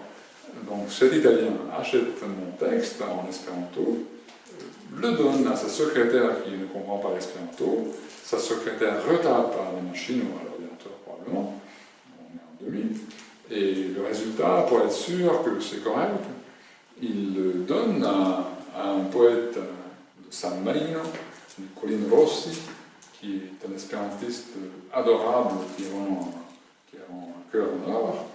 Donc on lui demande de corriger le texte en ne disant rien sur l'origine du texte, donc il corrige le texte autant qu'il peut. Mais quand le texte apparaît, moi je constate que c'est 99,5% mon texte et le reste est des coquilles. Et donc Pagano, l'éditeur, a dit que non, nous avons acheté les droits, nous avons fait notre traduction. Bon. Et c'est lui qui me menace d'un procès. Donc je me suis dit, quand je le rencontre en personne, je vais lui donner 2 baffes. Et quand je l'ai vu à Florence, j'ai constaté qu'il faisait presque 2 mètres. Et donc je me suis dit, bon, je ne vais pas donner 2 baffes, je ne vais pas lui adresser la parole. Pendant 2-3 ans, je lui ai envoyé tous les jours un email en disant, quand est-ce que vous allez me parler de mes droits? Mais bon, après, j'ai arrêté ça. Bon, c'est bizarre. Ce qui me concerne un tout petit peu, c'est que je n'étais pas la seule victime. Il existe un prix Nobel espérantiste en 1994. Reinhard Zelten a eu le prix Nobel de d'économie, c'était un espérantiste. Et un jour, il m'a téléphoné, Reinhard Zelten. Depuis ce jour-là, je dis à tout le monde, un prix Nobel m'a téléphoné pour me donner des conseils. Et en plus, il n'a pas accepté mon conseil. Donc, Zelten me téléphone pour me demander, est-ce que vous connaissez ce Giorgio Pagano en Italie? Je dis oui, je le connais. C'est parce qu'il me demande un manuscrit pour le publier dans un recueil. Vous faites ce que vous voulez, mais ils disent qu'il n'y a pas d'honoraire. Ah oui, je sais, c'est caractéristique de... Je vous conseillerais de ne pas collaborer avec eux. Mais par la suite, quand même, Reinhard Zelten a donné son manuscrit, et 6 mois plus tard, il a reçu un tract en lui demandant d'acheter quelques exemplaires de ce livre ou à payer sa contribution. Ça, il faut le faire. Hein. Un prix Nobel d'économie, tu envoies de la propagande et tu lui demandes d'acheter son propre texte. Hein. Et donc, pour faire de l'autre propagande, je m'enorgueillis du fait que j'ai traduit Jules Verne vers 3 langues, donc vers l'espéranto. J'ai traduit 3 traductions en hongrois, de l'oncle Robinson, des notages de Jonathan et de l'agence Thompson et compagnie. Et j'ai toujours regretté que je suis arrivé trop tard pour traduire ça vers le hongrois. Ça a déjà été fait par quelqu'un. Donc quand j'ai su qu'il y a un projet de publier en néerlandais, je me suis proposé et j'ai traduit le texte aussi vers le néerlandais. J'ai été aidé par ma fille qui à l'époque avait 9 ans, mais qui est née aux Pays-Bas, donc elle pouvait corriger mes erreurs grammaticales. Et après, c'est vrai que peut-être un tiers du texte a été traduit par quelqu'un d'autre parce que je n'ai jamais eu le temps de terminer. Mais quand même, je peux dire qu'une bonne partie de ce même texte en néerlandais est aussi ma traduction, ce qui fait 3 langues de traduction. Et bon, le dernier point de propagande et de publicité littéraire, c'est que j'ai ici 2 numéros d'une revue littéraire espérantiste qui s'appelle Bletla Monaco, et qui est bien sûr la meilleure revue littéraire en espéranto. Il n'y a que 2, donc c'est facile à dire, mais bien sûr, il y a un bon niveau. Et c'est dans notre numéro, je crois, 10, donc il y a une petite dizaine d'années, que nous avons publié les résultats des recherches d'Abel Montagut sur ce qui s'est passé autour du voyage d'études. Donc c'était publié d'abord sur Internet et après dans un numéro de Bletla Monaco. Bon, peut-être que vous avez des questions. Oui. Je me présente pour ceux qui me connaissent pas, je suis Bernard Sinouquet, je suis responsable de cette maison. Concernant, alors je ne vais pas intervenir sur la question d'espéranto, mais sur le roman, et après je fais une petite remarque sur Jules Verne et l'antisémitisme. Alors sur le roman Voyage d'études, alors le problème c'est que, je vous avoue, là cet après-midi, on est en fin de semaine, donc je n'ai pas vraiment bien révisé. Ce que je me souviens, moi, c'est que il y a un moment donné, l'écriture s'arrête. Alors, est-ce que bon, d'abord, Jules Verne a peut-être d'autres projets, il avait toujours des choses en cours, hein, et à des niveaux de préparation différents. Et donc, il y a vraiment une période dans la colonisation de l'Afrique, et principalement de l'Afrique centrale, où il y a plus que des exactions, des crimes de guerre, aussi bien du côté belge, mais aussi du côté français. Il y a à un moment donné une expédition, je ne sais plus comment elle s'appelle, qui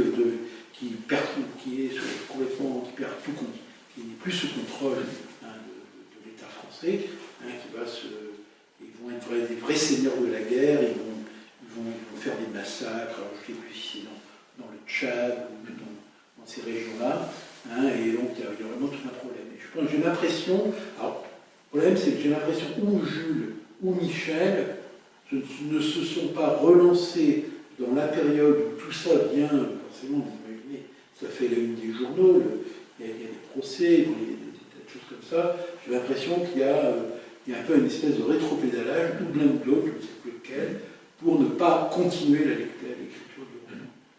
Oui, il y a certainement cet aspect qu'il pouvait se demander ce qu'on fait maintenant par rapport à la Convention française. Oui. Mais donc, je crois que c'est assez bien démontré dans les études de Abel Montagut, aussi bien en espéranto qu'en français. Il a fait des recherches en regardant des articles de presse de juillet et d'août 1903, donc les 2 mois où Jules Verne travaille encore sur 5 chapitres. Donc il fait vraiment le détail de jour en jour de ce qui était à la une de la presse française. Et donc il constate que on commence de parler du scandale belge en Oui. juillet 1903. Il y a une petite interruption de 10 jours, on en parle peu parce que c'est la mort du pape Pie II, je crois, et l'élection de notre pape, donc c'est ce que j'intéresse. Donc, à l'évidence de la presse française, c'était quand même plutôt à la lumière de ce qui se passe dans le Congo belge qui s'est arrêté, mais ça n'exclut pas, bien sûr, même tout à fait au contraire, que c'était aussi par rapport au fait de guerre français qui devait se demander ce qu'il pouvait faire. Si j'ai du temps, parce qu'on a un groupe des notes, on a des notes de travail sur les habitudes dans nos collections. Alors je me demande si ce n'est pas aussi des textes de Michel Verne, où il se documente énormément sur cette colonne militaire française en Afrique centrale. Alors moi sur l'antisémitisme, j'ai trouvé, bon ça fait quand même, je m'occupe de Julien depuis 2000, donc ça fait quand même bientôt 20 ans. Bon, je dirais qu'il y a une certaine espèce de compagnonnage, mais j'ai quand même la dent beaucoup plus dure que vous sur l'antisémitisme de Julien. Ce n'est pas un antisémitisme de circonstance, ce n'est pas lié au personnage. Je pense qu'il est antisémite, hein, comme l'était d'ailleurs, je dirais, une partie importante de la population, et surtout, rappelons quand même les origines bourgeoises de Julien, et que la bourgeoisie était naturellement antisémite. On va peut-être m'accuser de caricature, mais enfin, il y a quand même quelque chose, quoi, je veux dire, c'est quand éclate. Mais sans vouloir forcément le défendre, je me demande, donc, au moins il n'était pas plus antisémite que le mouvement. Oui, voilà, non, il n'est pas plus. C'était Pas dans le plus courant de l'époque. Hein, donc quand il y a l'affaire de. Je m'excuserai, je n'ai pas toujours du mal à retenir le nom de ce. Hein du Polonais, oui. Ah, Olszewski. Olszewski, parce qu'il y a une superbe lettre de la sœur de Jules Verne qui dit vous vous rendez compte, on dit que Jules Verne, construit en Pologne, un Polonais, et en plus un Juif. Le truc, moi je pense que Jules Verne, et je veux dire, l'affaire Dreyfus, il a fallu quand même attendre le cri de Zola, enfin, de J'accuse, pour que l'opinion publique se réveille. Hein, je veux dire, je pense que là-dessus, il y a quelque chose qui va, bon alors c'est vrai, vers la fin de sa vie, il est certainement beaucoup moins, mais comme il était au début de son âge adulte, il était royaliste, il va se faire élire ici sur une liste républicaine, sans déjà pas trop y croire, hein, à la fin quand même, il reconnaît en séance du conseil municipal quand même que le régime républicain, mais entre-temps, bon, voilà, la Troisième République, en France, a fait ses preuves. Voilà, c'est ça. Et maintenant, donc encore une fois, je ne veux pas forcément vous contredire, mais je me demande, je me dis que par rapport à l'affaire Dreyfus, ce n'est pas forcément une évolution par rapport à l'antisémitisme ou pas, c'est plutôt un autre questionnement par rapport à est-ce que toujours l'État a raison, est-ce qu'on peut faire confiance à la juridiction. Donc si on regarde, il y a les frères Kripp, mais il y a aussi un drame en Livonie. Donc dans les deux, il y a une question des décisions injustes. Et c'est la même époque. C'est vrai qu'il est, dire que ça, il y a, à propos de Hector Servadac, il y a une très belle lettre, hein, très poignante d'ailleurs, du grand rabbin de Paris, qui écrit à Hetzel et qui écrit à Berne en disant mais qu'est-ce que vous avez fait là, quoi, je veux dire, qui s'interroge, parce qu'y compris même dans les écoles confessionnelles juives à Paris, ou ailleurs en France, les enfants lisent Jules Verne, quoi, donc. Mais c'est vrai que je pense qu'il était. Voilà, mais il est dans un contexte, il faut toujours se souvenir des contextes idéologiques dans lesquels les gens évoluaient à l'époque. Maintenant, on ressort ça, parce qu'il y a eu une polémique un temps, quand Jules Verne est un peu revenu sur le devant de la scène bien dans les années 2000, on avait ressorti ça, mais la personne qui l'avait fait l'avait ressorti sans expliquer le contexte. C'est quand même. Et moi, je dis qu'à un moment donné, oui, il ne faut pas non plus cacher sous le tapis un certain nombre d'opinions qu'avait Jules Verne sur le monde. Voilà, c'était ses opinions. Elles n'ont pas été figées, elles se sont évoluées, mais elles ont existé. Ouais. Et souvent, ça peut poser problème aux traducteurs aussi. Hein. Aujourd'hui, le contexte est différent. Oui, c'est comme sur le colonialisme. Oui. Aujourd'hui, on aurait du mal à admettre certains propos colonialistes. Oui, je me suis confronté à ce problème, je crois que c'était dans l'agence Thomson et compagnie, qui est écrit par Michel. Je ne sais plus quelle était les phrases, mais je devais vraiment me poser la question comment je traduis ça en hongrois pour que ça passe. Et d'ailleurs, de façon anecdotique, quand il y a peut-être 2-3 semaines, affiché sur Facebook que j'allais faire cette conférence ici, une connaissance américaine, espérantiste, qui a traduit des textes de l'espéranto vers l'anglais, me dit « Mais quelle coïncidence! Moi, presque le même jour, je vais donner une conférence sur les traductions de Jules Verne en yiddish. » Donc, c'est intéressant de demander est-ce que les traducteurs en yiddish se sont confrontés à des textes antisémites et si oui, qu'est-ce qu'ils ont fait? Peut-être qu'ils avaient trop l'habitude. Peut-être qu'il n'y avait rien à changer, je ne sais pas.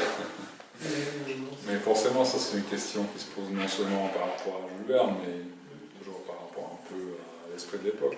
On peut se demander quels seront les traits de caractère des textes écrits en 2020 qui sont repréhensibles, qui sont questionnés en 2050 ou en 2080, nous ne savons pas. Ça change assez vite. Bon, merci.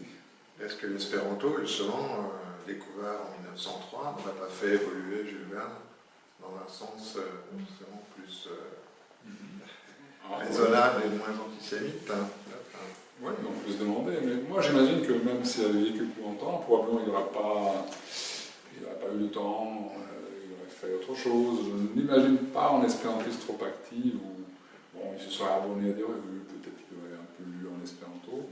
Mais même, est-ce que la littérature espérantiste de l'époque était de nature à ouvrir l'esprit dans le même sens où c'est le cas aujourd'hui? C'était un mouvement plus européen à l'époque, c'était un mouvement plus, je dirais, positiviste. L'espéranto était surtout vu à l'époque comme quelque chose de pratique. Bon, bien sûr, il y avait l'idéaliste comme Théophile Karr qui déjà parlait des effets de l'espéranto sur la fraternisation, etc. Et mon impression, c'est que jusque dans les années 20 ou 30, l'espéranto est beaucoup plus vu comme un outil, beaucoup moins idéaliste, et on l'idéalise moins. C'est après qu'on a des figures comme Julio Baghi, qui était appelé la Rome, l'homme humain, qui, dans toutes ses œuvres, parlait de l'esprit de fraternisation posé par l'espéranto, dont les 2 premiers romans se passent dans des camps de prisonniers en Russie et qui montrent des gens qui, en étant prisonniers de guerre, donc de nationalités différentes, apprennent l'espéranto et se fraternisent. Et ce qui était d'ailleurs le cas réel, dans 2 semaines, je vais donner une autre conférence, mais ça sera en espéranto, à Louvain, sur un autre personnage et l'espéranto. Et cet autre personnage, c'est George Soros, le milliardaire américain. Donc lui, il était espérantiste, sa famille était espérantiste, surtout son papa, Theodor Schwarz, à l'époque, après ils ont changé de nom. Donc Theodor Schwarz, c'était quelqu'un, imaginons, bon, les juifs à l'époque en Hongrie étaient aussi ou même plus assimilés qu'en France. Donc souvent les juifs en Hongrie n'étaient pas du tout religieux, et souvent ils changeaient de nom pour avoir un nom complètement hongrois, ce qui était donc le cas de la famille Soros. Et donc son papa, Theodor, ou Teodoro dans la version espéranto, est parti à la guerre, la Première Guerre mondiale, il avait 25 ans je crois, un peu moins. Et comme beaucoup, il partait fleur au fusil en pensant qu'il écrit dans ses mémoires « Je voulais absolument participer à cette guerre parce que je n'étais pas sûr que dans ma vie il y aurait d'autres guerres. » C'était un peu raté. Et donc il s'est retrouvé à Vladivostok, un peu loin de Budapest, dans un camp prisonnier. C'est un peu plus tôt dans un autre camp qu'il a appris l'espéranto, mais donc dans un contexte d'internationalité forcée avec d'autres prisonniers de guerre. Et dans ses mémoires sur la Première Guerre mondiale, il décrit comment il est revenu de Vladivostok en partie à pied jusqu'à Budapest avec d'autres. Et donc, en chemin faisant, il s'est arrêté à Moscou, il a cofondé l'association soviétique de l'espéranto. Après, il est rentré au pays et à Budapest, il était le cofondateur de ce qui était la revue littéraire la plus importante, la littérature au monde, dans l'entre-deux-guerres. Et on raconte d'ailleurs, ça c'est le sujet de ma conférence en 2 semaines, donc on raconte que la fortune de la famille Soros, à l'origine, vient de l'espéranto, parce qu'il y avait un contexte de superinflation en Hongrie, et en produisant quelque chose qui pouvait se vendre dans les pays de l'Ouest, comme par exemple une revue littéraire espéranto qui pouvait avoir des abonnés partout. Donc on se faisait des bénéfices. Et c'est surtout lui donc, qui a donné le capital à cette revue. Et il paraît que c'est par les bénéfices qu'il s'est acheté 2 immeubles à Budapest. Et après, même s'il était avocat, il n'avait pas besoin trop de pratiquer son métier. Il était plutôt rentier de ces immeubles. Après, il s'est acheté un immeuble à Vienne, un autre à Berlin. Et bon, Berlin, à cause du nazisme, ils ont dû abandonner. Mais la famille a toujours gardé l'immeuble à Vienne, de sorte que quand, en 1956, la Révolution hongroise, Theodor Soros, qui était âgé de 60 ans à l'époque, quitte enfin la Hongrie, il passe par Vienne et ils habitent dans leur immeuble de Vienne. Bon, ça c'est lui, donc c'est quelqu'un d'autre qui a fait de l'espéranto. Et donc son fils, George, il a quitté la Hongrie avec son papa en 1948 pour participer à un congrès mondial, le premier après la guerre. Donc le papa est revenu à Budapest, mais son fils, George, il a continué pour aller en Angleterre, où il a représenté les jeunesses hongroises espérantistes, et il a fait des propositions en espéranto de faire un voyage de propagande à vélo à travers les pays de l'ouest de l'Europe. C'est un peu presque à Jules Verne, un voyage à vélo, en propagande, et on voit le futur financier, parce que donc, il publie un article dans la Union Esperantista, où il dit qu'il est prêt à co-organiser ce voyage. Mais il ne faut pas oublier qu'il y a des problèmes financiers, notamment on ne peut pas facilement changer à l'époque des devises de différents pays.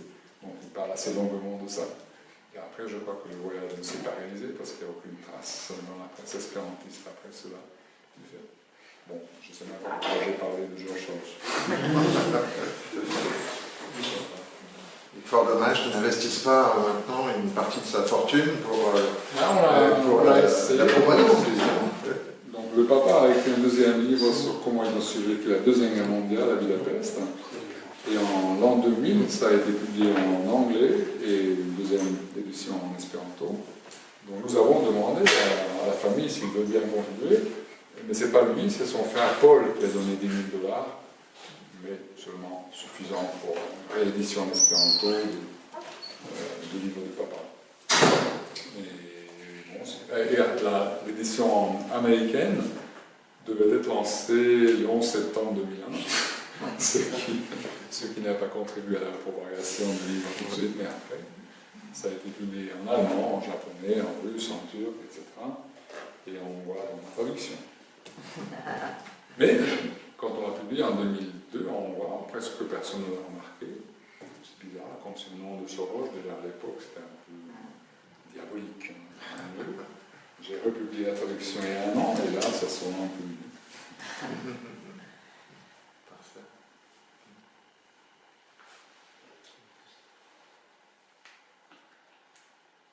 D'autres questions? Ça vous donne envie de lire, de relire, je veux? Si oui, en quelle langue? Ou de traduire, je viens de l'espéranto. Justement, c'est ce que voilà.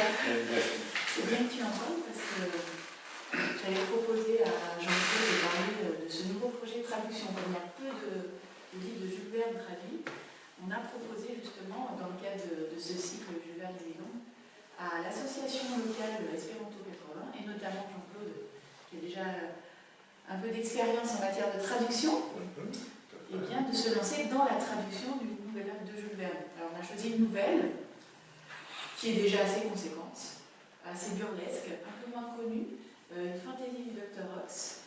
Et on l'a choisi également pour son actualité, puisque c'est l'histoire d'un savant, le Dr. Ox, qui utilise la population d'une petite ville flamande imaginaire, ce qui est assez rare dans l'œuvre de Jules Verne, lui qui est toujours très précis en matière de géographie. Il ne voulait pas froisser les Flamands. Voilà. Et donc, il utilise cette population pour faire des essais. En fait, ce sont les cobayes de son expérimentation d'un gaz oxydrique qui va les rendre complètement fous alors qu'eux sont très placides de nature. Voilà, donc c'est un petit peu ça. Ça va en écho avec, on va dire, la place les dérives de l'utilisation des sciences de nos jours, les limites aussi que peuvent avoir les techniques et les sciences. On a des Flamands qui s'enflamment. Voilà, cette nouvelle, elle va être publiée. dans une version bilingue, espéranto, français, donc dans un but aussi, non seulement déjà de redonner une actualité à cette nouvelle qui est quand même fort intéressante et qui présente une autre facette de Jules Verne dans son écriture, un peu moins connue, plus drôle, plus burlesque, on va dire. Et d'un autre côté, qui a aussi un objectif pédagogique d'apprentissage, surtout dans sa version bilingue, français, en tout cas pour les Français, français espéranto. Et on a profité de ce projet d'édition éditoriale pour y associer des jeunes, puisque, comme Jean-Claude le répète à loisir, l'espéranto c'est une langue d'avenir pour les jeunes. Tout à fait, toujours. Voilà. Je dis ça, toujours. Pour associer des jeunes de l'Université de Picardie, de l'UFR Art, qui ont créé justement des illustrations originales pour cette publication bilingue. Il y aura une exposition à partir de fin mai pour inaugurer donc cette traduction et découvrir les illustrations des travaux des étudiants. Donc il y aura lieu ici à la maison Jules Verne. Voilà, j'ai fait la publicité. Jules Verne et l'espéranto, ce n'est pas fini. Voilà. Au contraire. En tout cas, merci beaucoup à Einstein d'être venu. Merci à vous. Pour cette J'ai pas dit conférence. que c'était un rêve d'enfance pour moi. Quand j'ai lu la biographie de Jules Verne, bien sûr, on parlait de cette maison, je voyais des photos, et j'ai rêvé d'un jour de passer par un mien. Voilà, c'est chose faite. Maintenant, je suis admis. Merci beaucoup en tout cas pour cette conférence de fin.